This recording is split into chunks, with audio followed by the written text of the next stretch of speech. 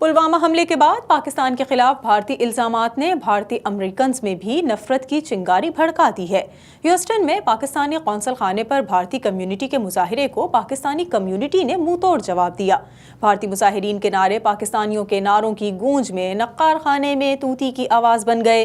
بھارتی مظاہرین مغلظات پر اتر آئے۔ پلوامہ خودکش حملے کے بعد بھارت کی جانب سے بنا تحقیق پاکستان کے خلاف الزام تراشیوں اور احتجاج کا سلسلہ امریکہ تک پہنچ گیا ہے۔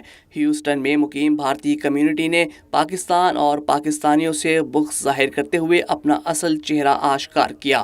پاکستانی قونصل خانے کے باہر بھارتی کمیونٹی کے مظاہرے کو ہیوسٹن کی پاکستانی کمیونٹی نے جوابی مظاہرہ کر کے پسپا کر دیا اور پاکستانی مظاہرین کے فلک شگاف نعروں کی گونج میں بھارتی مظاہرین کی نعرے بازی نقار خانے میں طوطی کی آواز بن گئی۔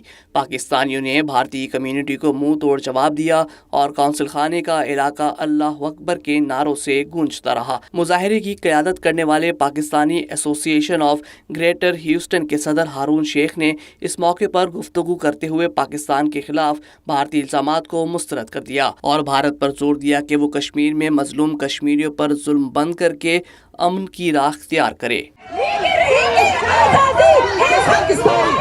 پولیس کی بھاری نفری کی موجودگی میں ہونے والے مظاہروں کے شرکاء نے اپنے ہاتھوں میں پلے کارڈز اور بینرز اٹھا رکھے تھے جن پر ایک دوسرے ممالک کے خلاف مذمتی نعرے درج تھے۔ پاکستانی مظاہرین نے اسپیکرز لگا کر بھارتی مظاہرین کو غیر مؤثر کر دیا جس کی وجہ سے بھارتی مظاہرین مغلظات بکنے لگے۔ اس موقع پر سابق وفاقی وزیر بابر غوری کا کہنا تھا کہ پلوامہ حملے کے بعد بھارت کے جھوٹے الزامات کا جواب دینے کے لیے پاکستانی امریکن اپنے ہم وطنوں کے ساتھ متحد کھڑے ہیں۔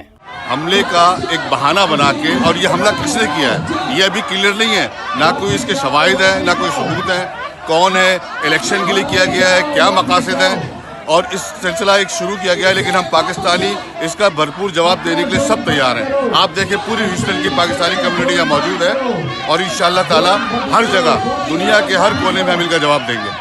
اس موقع پر فرینڈز آف کشمیر کے چیئرپرسن غزالہ حبیب کا کہنا تھا کہ بھارت پلوامہ ڈرامہ رچانے کے بجائے 7 لاکھ کشمیریوں کی شہادت کا جواب دے اور اقوام متحدہ کی قراردادوں کا احترام کرے۔ آج عالمی برادری کے سامنے پلوامہ کا ناٹک رچانے کے بجائے انڈیا کو چاہیے کہ اقوام متحدہ کی ان قراردادوں پر عمل کرے جو اقوام متحدہ مظلوم کشمیریوں سے پرومس کر چکا ہے کہ ان کو ان کا حق خود ارادیت دیا جائے گا تاکہ وہ بھارت کے غاصبانہ قبضے سے ہتھ کنڈوں سے جابرانہ جلد از جلد نجات پا سکیں۔ دوسری جانب نیو یارک کے علاقے مینہٹن میں پاکستانی قونصل خانے کے باہر بھی بھارتی امریکنز کے مظاہرے کو پاکستانی کمیونٹی نے پسپا کر دیا۔ مسلم لیگ نون کے کارکن راجہ رزاق اور کمیونٹی ایکٹیوسٹ فاروق مرزا نے بھارتی الزامات مسترد کرتے ہوئے نریندر مودی کو دہشت گرد قرار دیا۔ انہوں نے بھارتی مظاہرین کو ان کے جاسوس کلبھوشن یادیو کی تصاویر دکھاتے ہوئے کہا کہ پاکستان میں دہشت گردی کروانے میں انڈیا ملوث ہے۔